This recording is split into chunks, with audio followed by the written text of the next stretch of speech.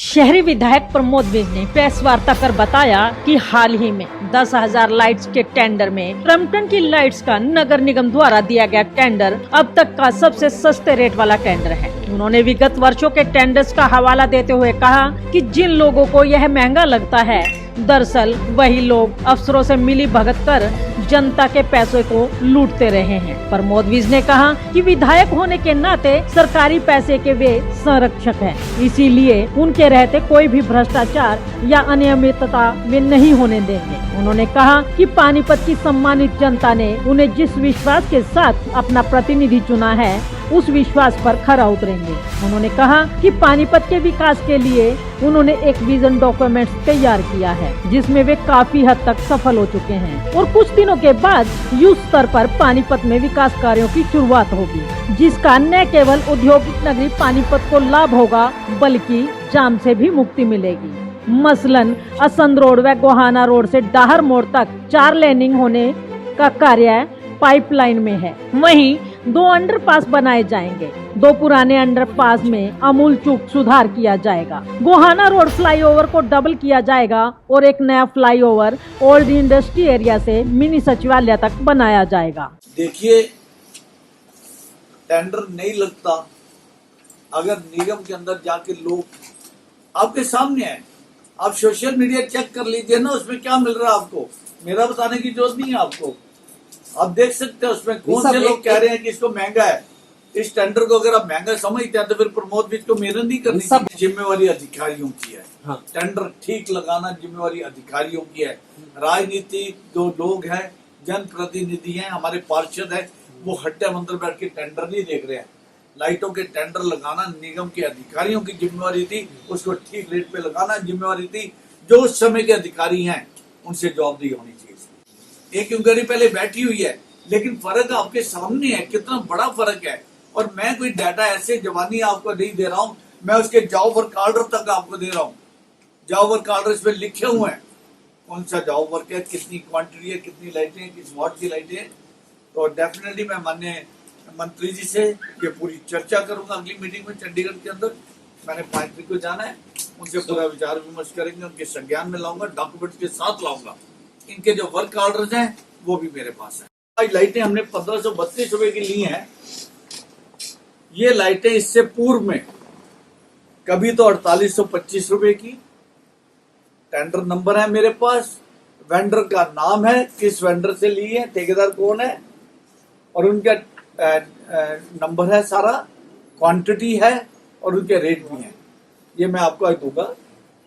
ये लाइटें 4825 में ली गई कभी, जो आज 1532 में है। ध्यान से सुनिएगा, ये कभी तो 4825 में, कभी 4725 में, कभी 5690 रुपए में, कभी 5570 रुपए में, कभी 5250 रुपए में, कभी 4800 में, कभी 4000 में। वेरिएशन देखिए आप, कोई तल नहीं है। मैं डेट वाइज आपको दे रहा हूं, जब जब ये जॉब ऑर्डर यहाँ पे रिलीज हुआ, वर्क ऑर्डर रिलीज हुआ है। उसके बाद अगर आप देखेंगे कि ये बात मैंने आपसे की 30 वाट की, इसके बाद लाइटों के टेंडर लगे 32 वाट के, सॉरी 72 वाट के। 72 वाट के जो हमारा टेंडर इस बार निगम के अधिकारियों ने बहुत मेहनत करके, और मैंने बहुत अपने कुछ पार्षद भाइयों के साथ भी मेहनत की, हमने लगातार उनके संपर्क में रहे, और इसके जो फाइनल कल नेगोशिएट हुआ प्राइस, हमने ये लाइट लिया 3243 रुपए की लाइट है। 72 वाट की लाइट 3243 रुपए इंक्लूडिंग टैक्स। अब आप पूर्व के रेट सुनिए क्या है। 10 टेंडर है। क्या हो रहा था इस निगम में, उस समय के अधिकारी और लोग क्या कर रहे थे, ये जानना जरूरी है। और मैं इसकी जानकारी माननीय मुख्यमंत्री तक देने जा रहा हूं। 72 वाट का लाइट का टेंडर सन 2017 के अंदर 13,600 रुपए में, 13,600 रुपए में एक लाइट। जो लाइट आज हमने 3,243 रुपए में इसका जॉब वर्क दिया है। वेरिएशन देखिए। अब मैं 72 इंच की लाइटों की आपको वेरिएशन बता रहा हूं। जो लाइट हमने 3,243 में निगम के अधिकारियों ने मेहनत करके टेंडर इश्यू किया, वर्क ऑर्डर, वो इससे पूर्व में 13,600 रुपए, 9600 रुपए, 5200 रुपए, 4850 रुपए, 5700 रुपये इस तरह की वेरिएशन है जो समझ से परे है कि 4850 से लेके 13600 तक की वेरिएशन है एक ही लाइट की। और वो लाइट आज हमने निगम अधिकारियों के साथ मेहनत करके, पार्षद भाइयों ने मेहनत करके 3243 रुपये की लाइट की। मैं दोहरा रहा हूँ सिर्फ बात, क्योंकि करप्शन भी खत्म नहीं हो गया है, उसको कम करने की कोशिश तो करें, अपने पैसे का सही इस्तेमाल तो करें। ये तो हमारा धर्म है ना, तो मैं वही करूँगा। पानीपत में 2 अंडरपास है, संत रोड का और गुहाना रोड का, जो अक्सर पानी से भरा रहता है। जब भी थोड़ी सी भी बारिश आती है उसमें पानी भर जाता है। तो मैंने माननीय मुख्यमंत्री प्रार्थना करके कहा कि इसको रेनोवेट किया जाए, इसकी हाइट बढ़ाई जाए, विड्थ बढ़ाई जाए, इसमें वाटर हार्वेस्टिंग की जाए। रेलवे के माध्यम से होना है वो काम, लेकिन ये दोनों माननीय मुख्यमंत्री जितने भी काम आपको मैं बता रहा हूँ उसकी फिजिबिलिटी रिपोर्ट के लिए यहाँ डिपार्टमेंटों के पास आ चुके हैं। इसके साथ ही मैंने 2 और अंडरपास रिक्वेस्ट की है।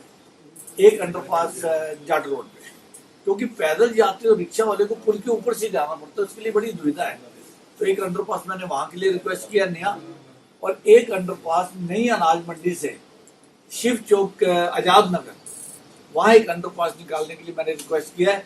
तो उससे क्या होगा कि जो आदमी जीटी रोड पर है वो सीधा गुहाना रोड क्रॉस करके उधर चले जाएगा गुहाना रोड में। इसी तरह से 4 तो ये अंडरपास की बात है।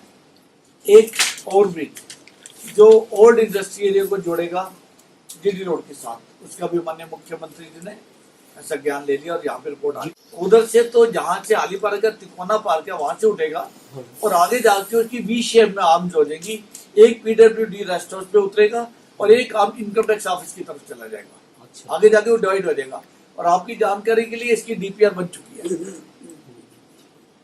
इसके साथ ही साथ जो गुहाना का फ्लाईओवर है इसको डबल करें, 1 वे करने के लिए। पुराना भी थोड़ा सा हो गया है, ट्रैफिक भी बहुत है, इसको डबल करने के लिए भी योजना दी थी, तो माननीय मुख्यमंत्री उसकी फिजिबिलिटी रिपोर्ट मांगी है। इसके साथ ही मैं जब आपने मुझे जिम्मेवारी दी विधायक की, तो हमेशा मैंने स्लॉट हाउस की बात की, स्लॉट हाउस की, तो उसकी भी योजना के लिए माननीय मुख्यमंत्री ने निगम से फिजिबिलिटी रिपोर्ट ले ली है। इसके साथ ही साथ असंत रोड जो आप देखेंगे आजकल उसकी हालत अच्छी नहीं है, जगह जगह खड्डे हो चुके हैं। इसकी 4 लेनिंग अप्रूव होगी थी। फॉरेस्ट की थोड़ी सी क्लियरेंस की प्रॉब्लम थी, वो क्लियरेंस भी आ चुकी है और अब इसका टेंडर लगने जा रहा है। और मैं उम्मीद करता हूँ अगले 15 से 20 दिन में इसका काम बरसाते रुक जाए। ये ना हो कि हम बनाते बनाते उसको डैमेज करके बैठ जाए। 4 लेनिंग इसकी होने जा रही है। इसके साथ ही साथ गुहाना रोड से लेके डाहर मोड़ तक 2 फेज में, पहला गुहाना मोड़ से नहर तक और फिर नहर से डाहर मोड़ तक 4 लेनिंग अप्रूवल हो चुकी है। कंसेप्ट क्लियर है। सिर्फ इसमें थोड़ी सी अभी भी अड़चन है फॉरेस्ट डिपार्टमेंट की। वो कल 9.5 एकड़ हमसे जगह मांग रहे थे, उसका इंतजाम भी कर दिया गया है। जब भी फॉरेस्ट कोई 4 लेनिंग करनी होती है, फॉरेस्ट डिपार्टमेंट उसकी जगह उसके बदले में जगह मांगते हैं, उसका भी इंतजाम किया जा रहा है। मुझे लगता है कि 8 से 10 दिन में वो काम भी हमारा पूरा हो जाएगा। देखिए, प्रेस कॉन्फ्रेंस तो अब जरिया है सूचना देने, ताकि इस जनता को पता लगे कि उनका विधायक उसकी सोच क्या है, वो कैसे काम करना चाहता है। ये आप एक माध्यम है मेरे लिए। जो करना है सरकार ने इसको भी करना है, मंत्री जी के संज्ञान में लाएंगे। मेरे लिए बहुत जरूरी है कि जब भी मेरी नजर में कोई चीज आए, मैं उस पर उत्तम समय स्पेंड करके उसकी जानकारी निकालूं और उसको ठीक करने की कोशिश करूं। उन्होंने कहा कि ट्रांसपोर्ट नगर का विस्तार किया जाएगा। पुराने शहर में पेयजल की पुरानी पाइपलाइनों को बदलकर व्यवस्थित रूप से नई पेयजल पाइप व निकासी का जाल बिछाया जाएगा। विधायक ने कहा कि पानीपत में ऑटो मार्केट का होना बहुत जरूरी है और जल्दी ही इस योजना पर कार्य किया जाएगा। सफाई व्यवस्था के सवाल पर उन्होंने कहा कि जल्दी ही इसके लिए विशेष कार्य योजना पर काम किया जाएगा। इसी के साथ पार्षद पति विजय सहगल द्वारा गलत तरीके से सरकारी जमीन अपने परिजनों के नाम करवाने को लेकर जब सवाल पूछा गया, तो विधायक प्रमोद विज ने कहा कि उसके लिए तहसीलदार और पुलिस कर्मी अगर इस चीज की पुष्टि करते हैं तो बीजेपी सरकार अपना काम अवश्य करेगी। सेक्टर 25 पार्ट 2 के अंदर उसकी जगह भी हमने HSIDC से मार्क करवा दिया है, उसकी रिपोर्ट जारी है बहुत जल्दी। क्योंकि कल भी आपने अगर देखा तो सर्जन चौक पे उधर एक फायर हुई है एक फैक्ट्री के अंदर। अगर ये फायर स्टेशन भी दूर है, आधा घंटा लग जाता आने में। यहाँ पे जब फायर स्टेशन आएगा तो कहीं भी अगर भगवान ना करे ऐसी कंडीशन आती है तो 5-7 मिनट के अंदर अंदर यहाँ से किसी भी सेक्टर में चौटाला रोड पे या सनोली रोड पे गाड़ी पहुँच जाएगी। तो इसकी योजना पूरी बन चुकी है और इसकी अप्रूवल भी हमारे को मिल चुकी है जी।